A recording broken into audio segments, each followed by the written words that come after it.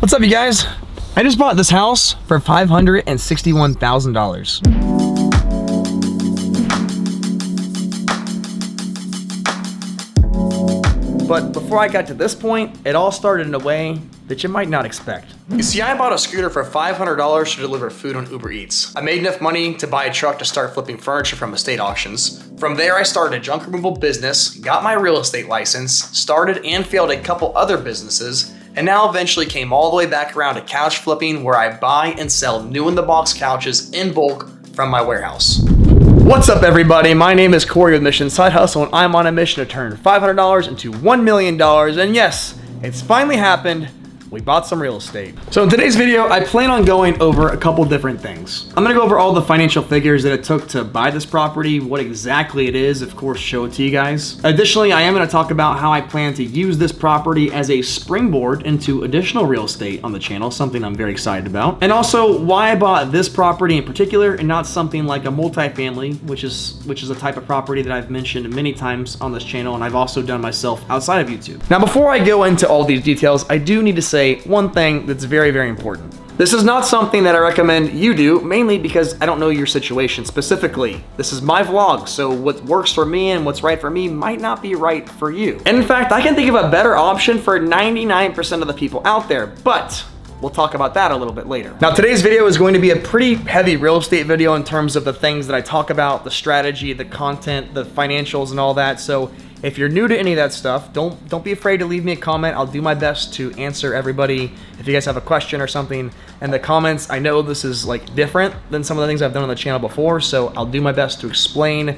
If I miss something in the video, just let me know. But for now, let's get into the nitty-gritty details of this deal here. Now, this place is a 1976 construction. It's about 2,500 square foot. It's got 1, 2, 3, 4, 5, 6, 7 bedrooms. I know 7 is a lot, but I got kids, man. I got a couple kids. 3 bathrooms.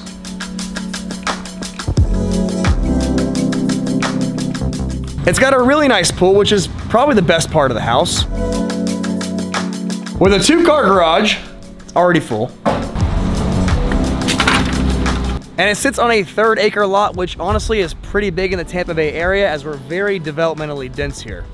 I paid $561 for this place, and this was the first time as a licensed real estate agent that I was able to apply my commission to the closing costs. So 3% was the commission. It completely wiped out my closing costs, so all I had to pay was what came out of pocket for the down payment. In this case, we came out of pocket $28,000 and we financed $533,000. So $561 purchase, $28K out of pocket, $533K financed. At a 6.625 interest rate. Now, as part of the home buying process, an appraisal was done on the property for financing, and this place actually appraised at $580,000, which is quite a bit more than the purchase price. So if you take the appraisal price of $580 and subtract the loan amount of $533, we have an equity amount in the property of $47,000, even though we only put in $28K. Pretty nice, right? Now, prior to buying this home and moving here, we're actually house hacking a triplex unit that we'd purchased years ago, and the monthly market value on that unit was $2,500. And by moving here, our monthly payment for everything is $4,226. So that's a $1,726 increase in cost of living from what we're accustomed to paying over the years now. So that's all the basic financials of what it took to buy this place, but what I really find interesting and what I really want to talk about is the strategy I plan to use on this property. Now, in real estate, there's a strategy called the Burr Method. That is a BRRRR, 4 R's. And that stands for buy, rehab, rent, refinance, and repeat. And all that means is that you buy a place, you fix it up so that you increase the value of it, and then you cash out, refinance, so you pull all your money out that you had in it. And if you do it right, you'll then have 20% equity in a property that you force appreciated by improving it. You'll no longer have any of your cash tied up into it because you refied out of it. And then you'll also have a tenant in place on a newly remodeled property. Now, for me though, I'm doing this a little bit different because for this property,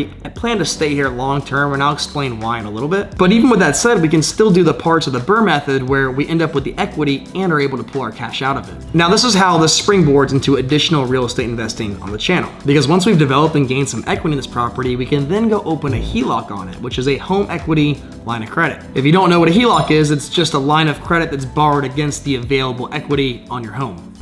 So from there, I can actually use the HELOC to fund and purchase additional BRRRR properties where we follow the true method and start to really build a portfolio of cash flowing properties that we increase in value. So now you probably are wondering, okay, well that sounds great, and all this sounds really well, but how do you plan to do it with this property here if you're not gonna rent it? Well, I'll tell you. It's often said in real estate that you make your money when you buy. And in this case, it's certainly true because we got a heck of a deal in this place. And to be clear, this home, it needs a lot of work, but most of it is cosmetic. However, anytime a place needs work, it often means there's potential for big increases in value.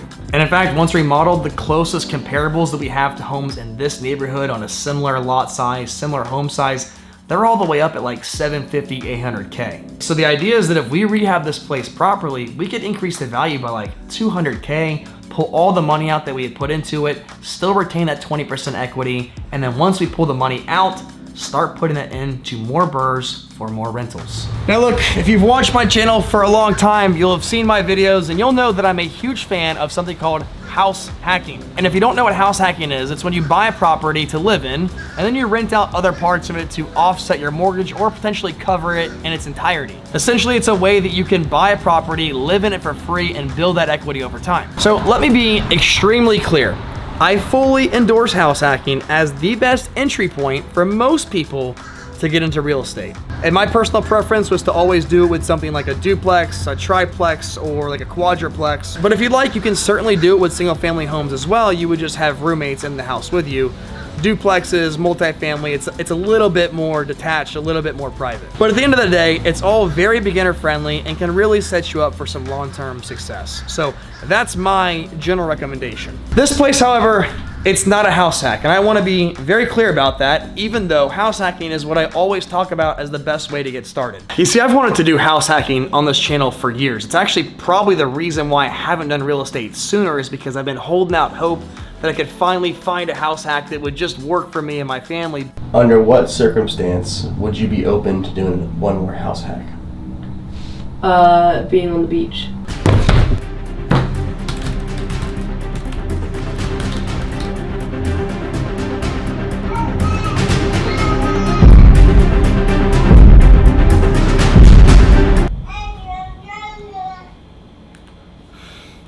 But the reality is, when you're talking about house hacking with a family, it's pretty tough because the buildings, the units, they're typically a lot smaller. They're not meant for larger families, usually. And when I really thought about it, I have a wife, I have 3 kids, they're getting older every day. The need for something long-term and stable, it ultimately ended up outweighing my desire and willingness to do that sacrifice to live somewhere temporarily once again. Some of you guys might know this and some of you guys might not, but I've been house hacking outside of YouTube for about 6 years now. First, it was with a duplex that we bought, and then after a period of time, we ended up buying a triplex. Same thing, live in one unit and rent out the others. And I regret nothing about it. It was an excellent decision. But at the end of the day, it still is a sacrifice. And it's especially more difficult when you do it with young kids. So ultimately, I look for something else. And doing this live-in flip, it satisfies everything I'm looking for. It allows me to scratch that itch of wanting to do real estate on the channel while still putting my family first. And I feel like that's really important for me to explain that because I know a lot of people take inspiration and ideas from this journey that I'm on and they want to put that into practice in their own lives, and I love that. That's great. I want that for you guys too. But I also don't want people to feel like they should compare themselves with me or anybody else to where they feel like they need to make the same decisions or do the same things that I'm doing on here. It's not the case. Again, what's right for me might not be right for your situation. And to be honest, this place is kind of expensive. It's not something that I would have probably considered strictly as an investment, but it does serve 2 purposes that are very important to me. It helps me drive this $1 million journey forward, and yet at the same time, still provide for my family as a husband and a father. All right, guys, I almost forgot to mention, the whole process of moving here was awful. Seriously awful. We closed on this property on like a Tuesday, and my wife would come here at night and paint the kids' room. So it was really important to us to get the kids' room set up before we moved here. We wanted the move to be smooth for them. But all the while that happened, my kids were really sick, like all 3 of them. So I was at home taking care of sick kids. She was over here painting. Then we moved while everybody was sick. The day after we moved, I got it really bad. I was down for multiple days. I was so sick, I couldn't even sleep in bed. I had to sleep on the floor. It was that bad. So the whole process was extremely difficult, but we made it. And I know I told you guys earlier that I would tell you some of my plans, so let me show you you know, we haven't really gone through this yet with a general contractor or anybody like that, but we do kind of have a rough idea of what we'd like to do with this place, so let me show you real fast. Ideally, we'd like to take out this wall, not sure what's load bearing and what's not, but we want to open this up so this whole center part of the house is wide open, okay? Now, if I'm just being honest, this kitchen, it's pretty beat. It's pretty shot. A lot of the stuff is gonna just need to go. So we have to decide, do we wanna renovate in this spot and change it a little bit, or we have had thoughts to maybe move it in its entirety. This would be a lot more plumbing work and everything, but we're thinking about possibly relocating the kitchen to this room so that once we open up everything in here, we'll be able to have a living room space and also like a dining room space right here. I don't know, maybe if you guys are watching, some of you guys are like interior design type people, you can give me some pointers here, but that's kind of just what we had in mind for this main space here so far. Nothing really special planned for the backyard yet, although I think I want some chickens. I go through some eggs, so it might be nice to have some chickens. You know, as we go through the bedrooms, this is like a guest bedroom here. It's just gonna need paint. This is like where we're throwing all of our crap right now that we're not ready to unpack. So a lot of the stuff's gonna be just, you know, new paint, new fixtures, redoing a lot of the minor cosmetic stuff. And you know, and then of course, just normal stuff. Nothing too heavy, I don't think, with the bedrooms. The bathroom's probably gonna, you know, that's gonna be a heavier remodel, but all the bedrooms, it's really just gonna be like paint.